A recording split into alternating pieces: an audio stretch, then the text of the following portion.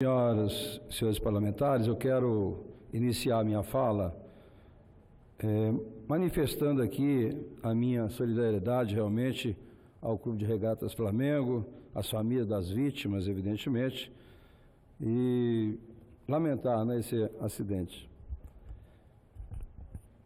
Eu quero, senador Paim, senador Girão, presidente Cajuru, iniciar minha fala. Eu vou falar sobre esse mesmo tema que está sendo debatido hoje, a questão da reforma da Previdência, essa questão tão importante para o país. Eu tenho lá no meu gabinete um quadro de um estadista que diz assim: o político comum, ele pensa na próxima eleição, o estadista pensa na próxima geração.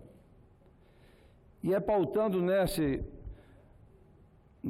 conceito que a gente tem que trabalhar essa questão da reforma da Previdência. Não quero aqui fazer defesa de governo, mas o que eu percebo, talvez pela minha formação, senador Girão, eu sou contador, conheço cálculo atuarial. O grande problema do país é má gestão. As coisas poderiam estar funcionando perfeitamente, qualquer que seja o sistema, seja de repartição, seja de capitalização, se tem uma boa gestão, ele funciona. O problema do nosso país é que nós não temos mais, há muitos anos, um projeto de nação.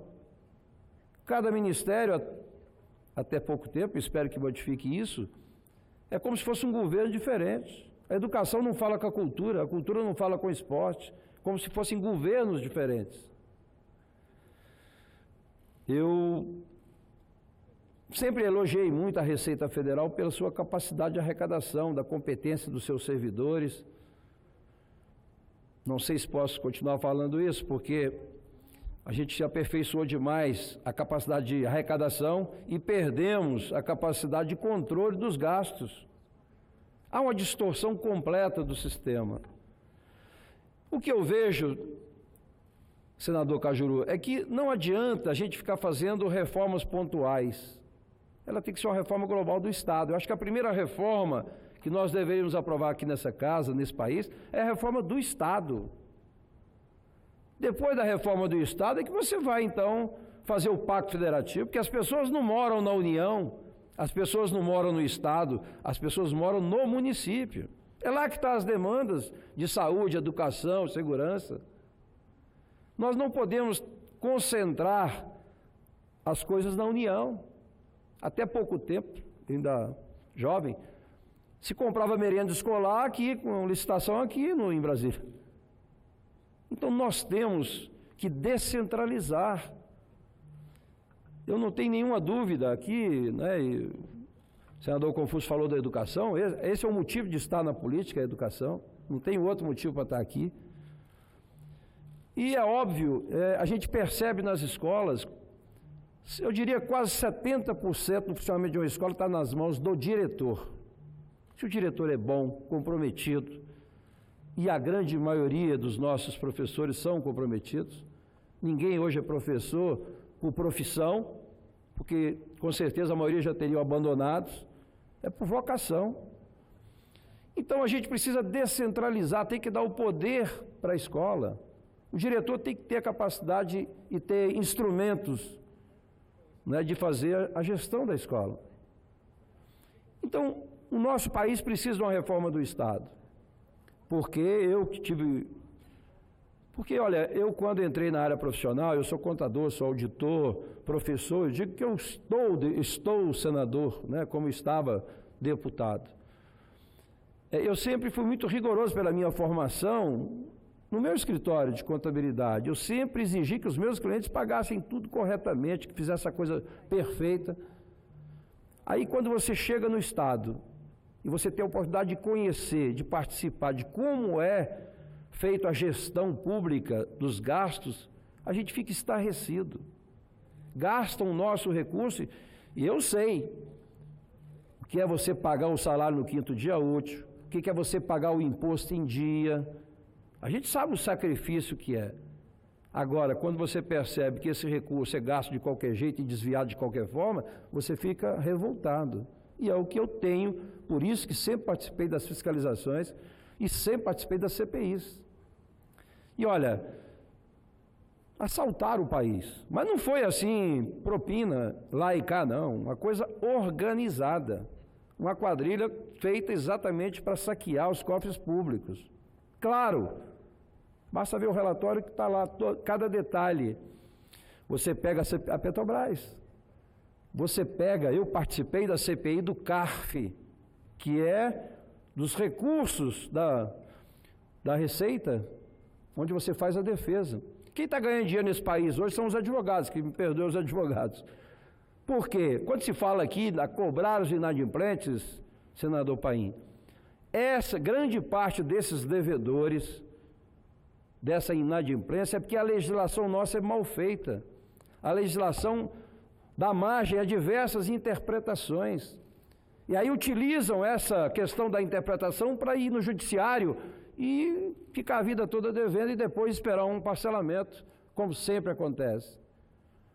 Então, nós precisamos melhorar a nossa legislação, uma coisa que seja mais simples e que seja mais viável, e que não dê margem a essas interpretações.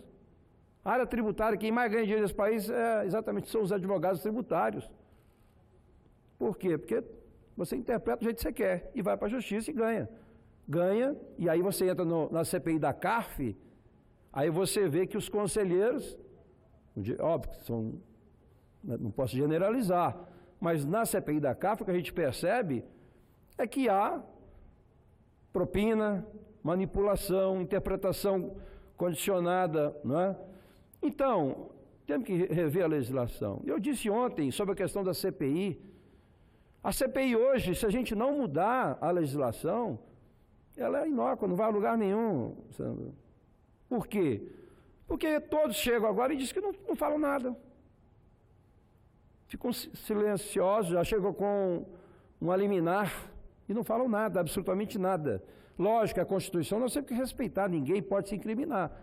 Nós não podemos forçar as pessoas a falarem de forma que elas sejam, né, contribuem para a sua condenação. Mas tem várias outras formas de ajudar que não afetam diretamente a pessoa. Mas eles utilizam no geral e acabam não falando absolutamente nada. Então a gente tem que ter muito cuidado de não transformar as CPIs, seja daqui, seja mista, em palco apenas, não é, de promoção política. A gente perde credibilidade. Então a gente precisa rever isso, e eu participei também na CPI da Lei Rouanet, mesma coisa. O que existe nesse país é, em todas as áreas, em todos os segmentos, corrupção. E nós não temos controle. O Tribunal de Contas está melhorando ainda, mas daqui a 10 anos você descobre que já aconteceu lá atrás, não tem nem jeito de recuperar mais. Eu sempre defendi qualquer auditoria que ela seja concomitante à execução e à liberação financeira. Você não pode, depois que pagou tudo, que já não tem mais nada, querer cobrar uma coisa que não foi feita. Não, você só libera se aquela etapa foi concluída e de acordo com o edital, com a licitação que foi feita. Então, o nosso país precisa de reforma do Estado. Nada funciona. Eu disse da outra vez da reforma previdenciária, eu disse que a primeira coisa para você propor uma reforma previdenciária é cortando na própria carne. Eu não posso admitir que pessoas que têm as aposentadorias melhores do mundo proponha uma aposentadoria para os outros sem cortar na carne. Eu sugeri ao governo, e evidente que temos que rever e discutir muito a MP 871, que é uma reforma interna, vamos dizer assim, do INSS, mas que tem várias críticas que eu não sei. Eu, por exemplo, nunca defendi, não defendo participação de financeira para peritos, auditores, etc. Não defendo. Inclusive, nós aprovamos participação dos advogados da União, de ter participação na arrecadação.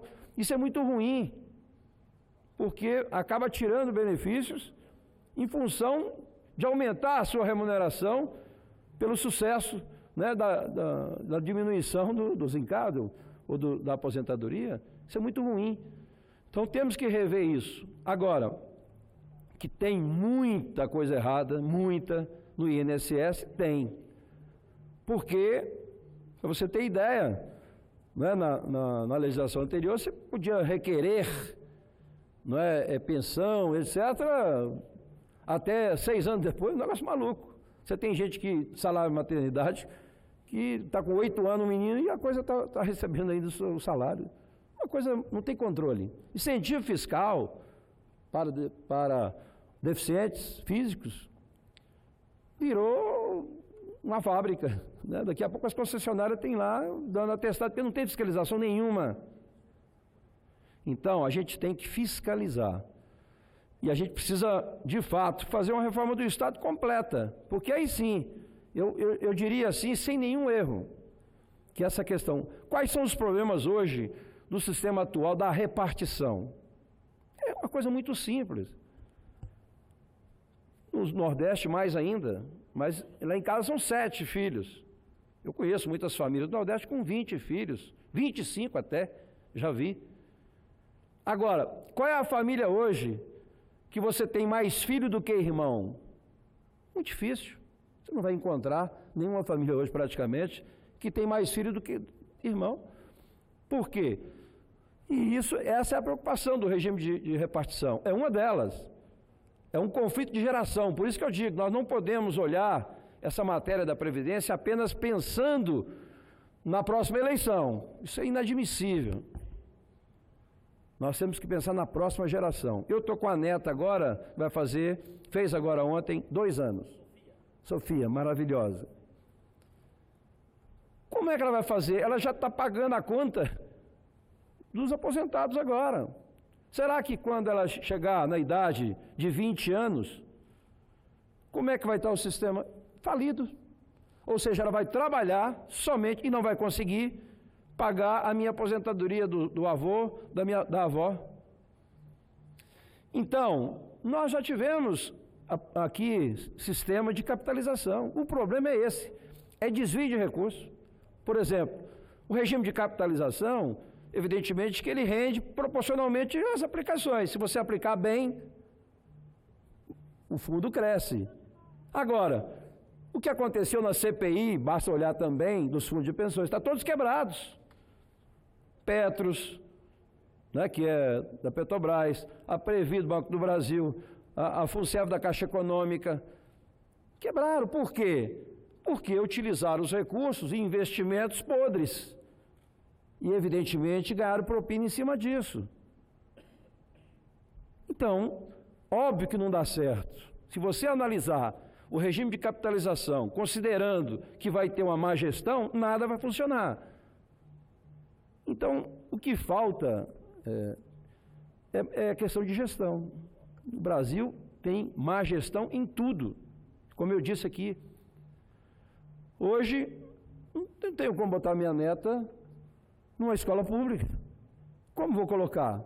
Hoje, a escola é talvez o local mais vulnerável do sistema, que antigamente era um lugar sagrado. Hoje você tem medo de botar a criança numa escola, porque é lá que aparecem as drogas, a violência. Eu sempre dei aula a vida toda. Eu comecei minha vida com 8 anos trabalhando. Nunca deixei de trabalhar 3 expedientes, aqui até mais, porque aqui sábado, domingo, você sabe que político não tem nem vida particular. Daqui a pouco eu vou atender no meu escritório lá, sei lá, que hora que eu vou sair de lá, né? Mas, então, a gente precisa trabalhar essa matéria, não só essa, mas a reforma tributária, a reforma previdenciária, a reforma toda do Estado, a educação que precisa realmente ter uma atenção especial, porque sem ela não vai a lugar nenhum. Então, quando o Confúcio fala aqui que vai ser um senador de nota só, se a gente conseguisse, e todo mundo sabe quais são os problemas. Qual é o problema da educação hoje? Disciplina, falta de valores. É o que você falou agora de matemática. Você tem como fazer realmente, né, de forma diferente do que está sendo feito hoje. Então, todos nós sabemos. Agora, precisamos fazer um pacto e fazer essas mudanças para que o país tenha um projeto de nação. O último que fez um projeto de nação aqui, pelo menos que eu me lembre, foi o JK. JK em 5 não, menos de 4 anos, JK construiu a capital, né, que hoje é patrimônio da humanidade. Hoje você não consegue um habites aqui em Brasília, um habites em 5 anos. Você não consegue um alvará de funcionamento. Então, são coisas absurdas, pelo excesso de burocracia, né, a incompetência, tudo isso faz parte. Então, eu vejo assim, óbvio, nós vamos discutir a medida provisória 871, que é o que nós cobramos, que é cortar na carne, porque pelos dados que eu recebi, né, o rombo é de bilhões e bilhões interno, então você tem que fazer uma reforma interna realmente. Agora, nós aprovamos aqui, eu fui o presidente da comissão que aprovou a regularização fundiária. Esquecemos que para fazer tudo isso tem que ter gente. Então o INSS, que nós agora, a M871, a medida provisória 871, que faz essa reforma do INSS, restringe uma série de coisas e fiscaliza uma série de coisas, mas será que nós temos pessoas preparadas em quantidade e espalhadas em todos os municípios para atender essa demanda? Porque não adianta só aprovar e depois não tem como executar. Será que nós já estamos preparados tecnologicamente para você fazer este controle e dar ao aposentado realmente condições para que ele possa fazer sua defesa, apresentar no prazo correto a sua defesa? Isso nós vamos ter que discutir. Não está previsto nem na LDO, concurso público. E aqueles que, inclusive, eu tive a oportunidade de colocar algumas emendas no orçamento e aprovamos, no caso do INCA, por exemplo, mas foram vetadas. Eu não sei se o INSS, se a gente vai ter condição de fazer o que está sendo proposto com o quadro atual. Então, por isso que eu digo, não dá para você simplesmente propor tem que ser uma coisa global, tem que ser uma análise global, né? Então, eu vejo assim, nós temos aí a questão do regime, e aí basta ver o IBGE e ver a nossa população, como é que vai se dar daqui a 10 anos, 20 anos, 30 anos. Então, por isso que a gente tem que observar muito essa questão do regime de repartição, ela inviabiliza essa questão em função da população, da idade. Nós temos aí também as aposentadorias especiais. Nós temos hoje segurança pública, professores, né, médicos, aposentadorias especiais, que também tem que ser avaliado. Óbvio, hoje eu não sei nem como é, eu acho que eu não consegui ir para uma sala de aula hoje como eu fazia antes, porque eu exigia respeito na minha sala de aula. Botava o menino para a rua, para fora, mas não queria nem saber se o cara não se comportasse. Hoje eu acho que a gente seria ameaçado, não sei nem se eu conseguiria dar aula como está hoje. Hoje eu vi já vídeos, professor escrevendo no quadro e um aluno atrás apagando. As escolas estão caindo nos pedaços. Carteiras todas quebradas. Isso é patrimônio público. Será que as pessoas não entendem que quem paga essa conta somos nós e isso reflete, na Previdência reflete em tudo? Porque hoje nós temos, e outra coisa que tem que ficar muito claro, senador Paim, é o que é Previdência e o que é assistência. Não podemos misturar essas coisas e confundir a população do que é isso. Assistência tem que estar separado claramente, para que a gente possa realmente, independente de contribuir ou não, mas em função da capacidade do indivíduo, de ele ter condições de sobreviver. Então você tem que ter assistência. Agora, a Previdência é a questão da aposentadoria. Então, esse é um debate que tem que ser feito, mas me preocupa muito discutir essa matéria assim, como se fosse entendeu? Você tem que discutir o todo. O que adianta se a gente está perdendo recursos em outras áreas e a gente não vai ter condição? Que a gente resolve um problema aqui e cria um problema muito maior em outros setores. Então, não dá para você aprovar a Previdência sem realmente fazer a reforma do Estado e trabalhar a questão da reforma tributária. E eu digo para vocês, saúde, falta gestão. É um antro de corrupção. E não tem controle, não tem sistema. Como é que pode? O cidadão que matricula seu filho na escola é o mesmo que paga o imposto. É o mesmo que vai para a saúde, Então nós temos que ter um controle único. Aqui não, nós estamos aqui no DF. Se você, segurança pública, chega um cara da sua terra de Goiânia, ele chega aqui, ficha limpa. Lá ele é assassino. Aqui ele se a polícia corre atrás desse cara aqui e ele atravessou ali a pista, a polícia não pode mais ir para lá. As coisas assim tão absurdas. Então, lógico que você tem que ter um sistema único de informação no país. Você tem que ter esses controles. Então, eu vejo assim, é evidente que a questão da Previdência ela é fundamental, está aí um déficit. O pessoal fala em déficit primário, Cajuru. 139 bilhões. Mas eles não falam para a população que, além disso, você paga mais quase 300 de juros e amortização da dívida. Ou seja, então o déficit real, aí este ano, chega próximo de 500 bilhões.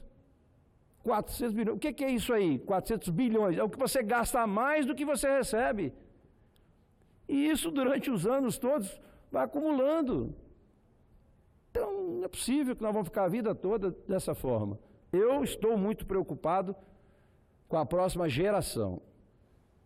Não podemos sacrificar a próxima geração. Portanto, todas essas questões previdenciárias, tributárias, reforma do Estado, e principalmente a questão da educação, que, como foi dito aqui, é verdade, se você não melhorar na base, não é ensino superior, não adianta você dar bolsa, acho que tem seus méritos, óbvio, né? Porque no Brasil nem todo mundo tem condições de fazer uma faculdade, né? Senador Isalci, chega a 17%. Permite uma parte? Sim. Muito rápido. Primeiro, cumprimentar pelo seu pronunciamento no todo, né? E eu acho que a palavra-chave que Vossa Excelência adotou é a palavra-chave que a CPI, que eu participei, também adotou. O problema é de gestão. Ao longo do seu pronunciamento, gostei de ouvir, nós não temos um projeto de nação. A reforma tributária ela é instrumento de toda a campanha eleitoral. E eu, olha, estou já com 4 lá e 3 aqui. Toda vez eu digo, olha, tudo bem, vamos discutir, mas não vai acontecer nada se continuar como é hoje. Todo mundo usa como instrumento do debate, como Vossa Excelência lembrou bem, no momento eleitoral, mas na prática não sai. Por isso que eu quero cumprimentá-lo. Claro que é um debate amplo quanto ao sistema que vamos adotar ou vamos manter na Previdência, mas eu também me preocupo muito com as gerações futuras. Eu só deixo como exemplo para a gente refletir junto, naturalmente, no amanhã. E por que eu estou muito preocupado com esse sistema que a gente falou na tribuna e que está circulando, né?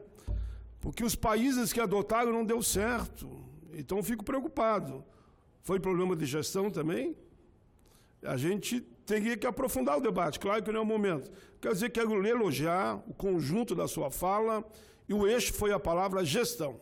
Eu presidi a CPI da Previdência. Sabe o que eu ouvi dos grandes bancos? E chamei todos os devedores. Os grandes bancos. Não vou citar aqui, porque senão dá a impressão que eu estou fazendo uma crítica àquele quando é um grande grupo de bancos. Mas lembro que você levantou aí também a questão do COAF.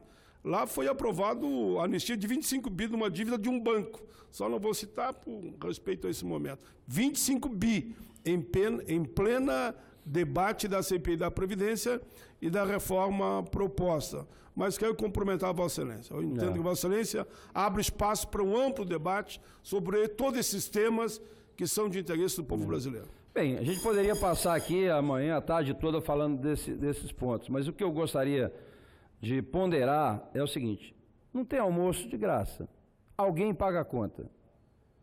Ninguém vai financiar o sistema previdenciário e o sistema também de assistência social. Quem vai pagar somos nós, óbvio. A sociedade é que paga. E é realmente um instrumento de diminuição da desigualdade. Tem que considerar isso, né? Mas temos que ter muito cuidado, porque é o óbvio, sabedoria é reconhecer o óbvio.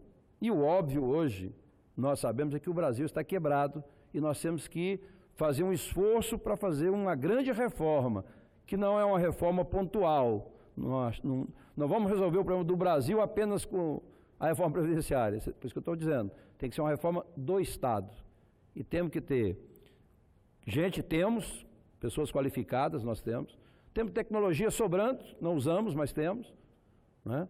Então, eu acho que esse debate tem que ser feito nessa casa aqui. Nós sabemos dos problemas. Se a gente tiver ousadia, não, vamos aqui defender aqui algumas medidas urgentes que nós vamos adotar aqui e vamos resolver. Educação. Se a gente tiver coragem, ousadia, né, de resolver o problema da educação, aqui eu acho que a grande maioria dos senadores sabem dos problemas que existem. E nós temos capacidade para isso. Agora, tem que ter vontade política de fazer. Esse é o maior problema. Capacidade política de fazer, vontade política de fazer.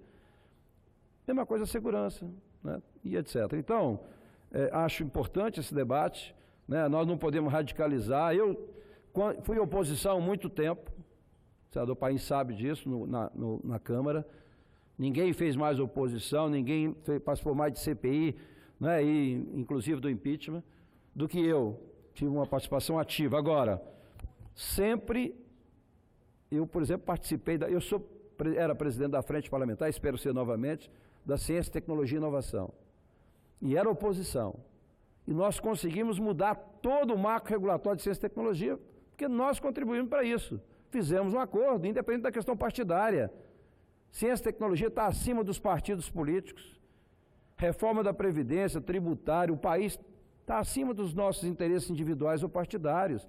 O que a gente não pode admitir é uma radicalização no sentido de quanto pior, melhor. Eu acho que agora não tem mais esse ambiente, qualquer que seja o partido, qualquer que sejam os parlamentares.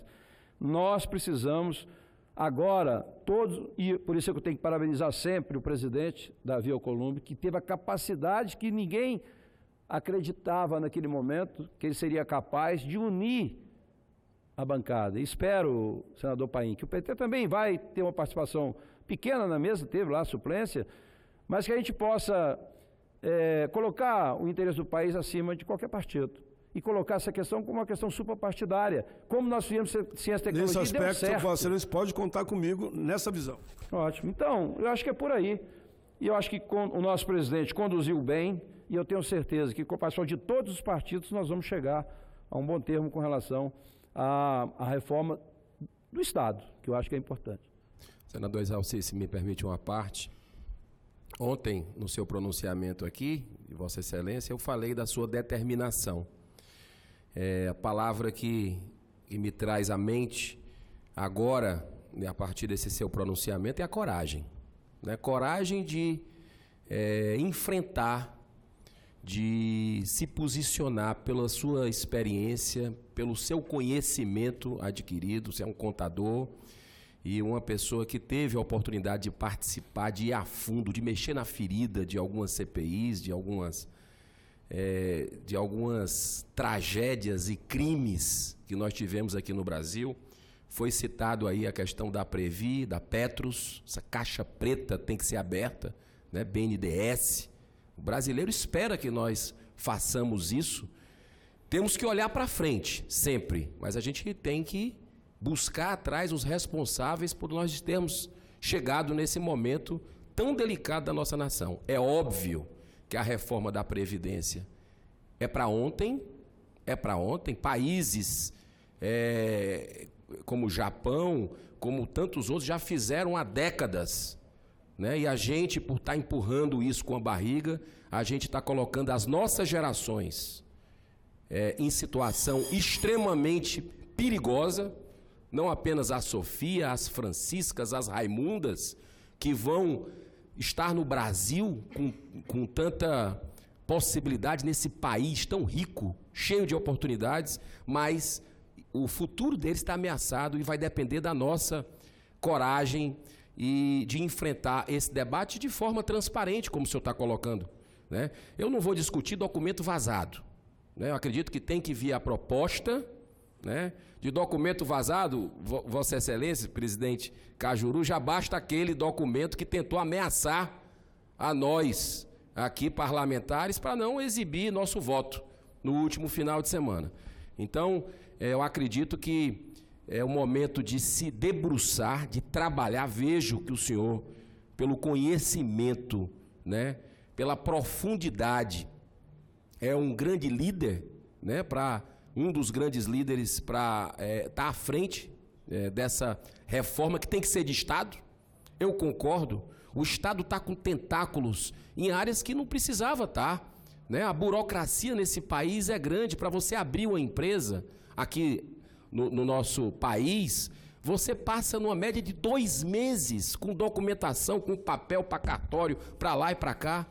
Em Nova Zelândia, Canadá, você em até 2 dias, você já regulariza pela internet e já começa a produzir, a gerar emprego.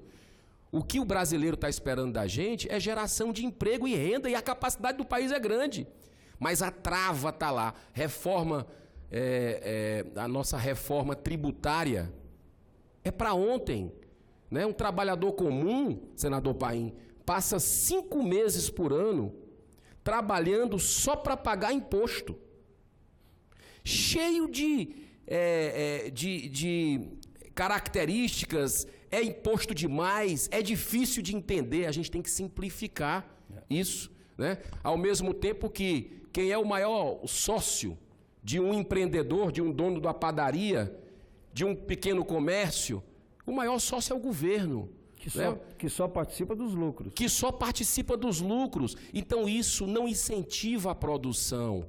Nós temos que repensar o Brasil, e eu fico feliz em estar ao lado de um senador com experiência, com capacidade como o senhor, como o Paim. Eu e o Cajuru, nós estamos chegando agora, mas com muita vontade de aprender, de ajudar. Sou empreendedor, né? Tenho essa vontade de colaborar para um país de mais oportunidades, e eu acredito que essa reforma do Estado, o senhor tocou num ponto-chave, né? Às vezes, Estado demais atrapalha. Eu acredito que isso nós temos que propiciar novas possibilidades para o nosso país, para Sofias e para tantas outras crianças que estão dependendo dessa nossa atuação. Muito obrigado. Agradeço a parte de Vossa Excelência. Senador Paim, só para concluir, que já tive aqui a paciência do nosso senador presidente, tive também o privilégio, eu fui presidente do Sindicato dos Profissionais Liberais, fui presidente do Sindicato dos Trabalhadores, fui sindicato de empresas na educação, e fui juiz do trabalho por 4 anos, na minha época da 2ª instância. Então conheço, modéstia, também já com 6.2, né, já tenho uma experiência razoável, mas sempre me dediquei muito àquilo que eu faço. Então a reforma trabalhista, se falou em acabar com a justiça do trabalho, ninguém quer acabar com a justiça do trabalho. Agora, a estrutura atual existente nós temos que rever, porque os valores são altíssimos e comprometem o nosso orçamento. Eu acho que nós temos que rever, ninguém vai acabar com ela, até porque, né, os conflitos continuarão. Mas temos que desaparelhar, temos que organizar, temos que colocar realmente uma estrutura compatível. E as pessoas acham que nós aqui temos a maior mordomia, aqui no Senado até um pouco mais, mas lá na Câmara, o meu gabinete, o primeiro mandato, não tinha nem banheiro. E no segundo, o anexo 4, também é pequenininho, não dá nem para você atender ninguém. Você chega nesses prédios aí dos tribunais, de tudo quanto é lugar, são coisas assim, né, monumentais. Então a gente precisa viver compatível com o nosso país. Se o nosso país está em crise, nós não podemos, alguns setores, né, abusar do dinheiro público. Então a gente tem que rever isso. É isso aí. Acho que nós vamos ter muito tempo para discutir, mas sempre no sentido de construir uma coisa melhor para o nosso país. Então agradeço, presidente, os apartes, e agradeço a Vossa Excelência também pela tolerância do tempo. Obrigado.